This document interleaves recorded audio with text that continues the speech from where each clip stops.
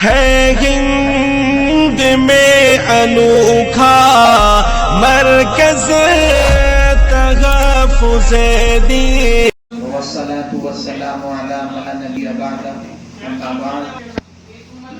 قال رسول الله صلى الله عليه وسلم لا يؤمن أحدكم حتى أكون أحب إليه والده وولده والناس أجمعين. عزیز طلبہ، اللہ رب العزت کا احسان ہے کہ ششماہی امتحان کے بعد دوبارہ سے ہم تعلیم کے لیے اپنی ادارے میں آئے اور یہ انجمن کا آغاز ہے.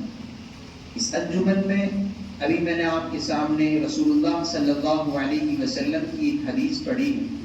اللہ کے نبی علیہ الصلوۃ والسلام نے ارشاد فرمایا لا یؤمن احدکم حتی اکون احب الیہ من وولدہ والناس اجمعین، کہ تم میں سے کوئی کامل مومن نہیں ہو سکتا، ایمان کی تکمیل اس وقت نہیں ہو سکتی جب تک کہ تم اپنے والدین سے، اپنی اولاد سے اور دنیا میں تمام تر چیزوں سے زیادہ اللہ کے نبی علیہ الصلوۃ والسلام سے محبت کرنے والے نہ بن جاؤ.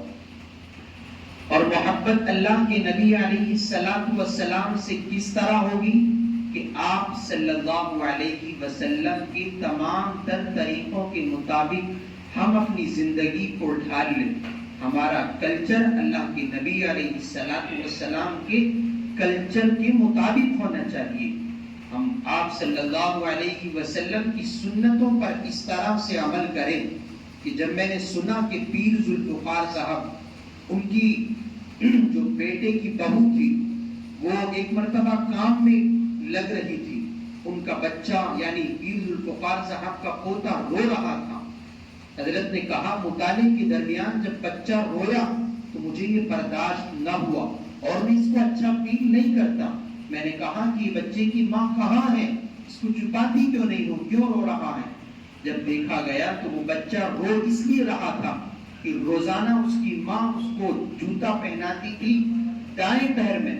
یعنی آپ صلی اللہ علیہ وسلم کی سنت پیر ذوالفقار صاحب کی وجہ سے اس بچے کی رگ رگ میں ایسا وابستہ ہو چکی کہ جب اس کی گھر کی نوکرانی نے اس کو دھوکے سے بائیں پیر میں جوتا پہنا دیا تو بائیں پیر میں جوتا پہننے کی وجہ سے وہ رونے لگا.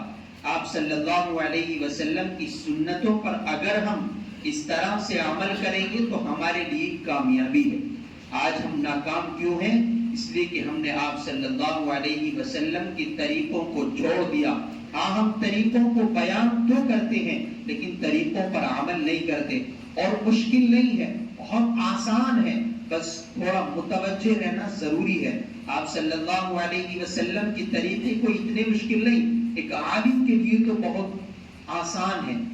یہ کہا جاتا ہے کہ علماء کو جواز اور عدم غیر جواز کے لیے نہیں بنایا گیا، بلکہ وہ مستحبات اور سنن و نوافل پر عمل کریں. سنتوں کے مطابق اگر علماء کی زندگی نہیں ہو سکے گی، اگر ہم اپنی زندگی کو سنت کے مطابق نہیں ڈال سکتے تو بھائی اور کون ڈھال سکتا ہے؟ جبکہ تمام تر احادیث کی کتابوں کو ہم نے پڑھا ہو اور ان کو اپنا رہبر سمجھتی ہو، قوم کے لیے ہم رہبر اور رہنما ہو، اگر ہماری زندگی سنتوں اور مطابق کے مطابق نہیں ہوگی تو اور کس کی ہوگی؟ یہی وجہ ہے کہ آئندہ سال ہم حضرات کچھ ائمہ ہوں گے اور کچھ مدارس میں ہوں گے تو ہم کیا کرتے ہیں؟ بیان تو سنت کے مطابق کرتے ہیں، لیکن ابھی اگر ہم یہاں سے جانے لگے تو ہماری چپل بائیں پیر میں جائے گی. اس لیے کہ یہ سنت ہماری زبان تک رہی، ہمارے عمل میں نہیں لائی، ہم اپنے عمل میں نہیں لا سکے. اس لیے گزارش ہے کہ ہم سنتوں پر اہتمام کرنے کی توفیق عطا فرمائے. جو غلطی ہوئی اللہ اس کو معاف فرمائے. ہم سب کو سنتوں کا پابند کرائے. وآخر دعوانا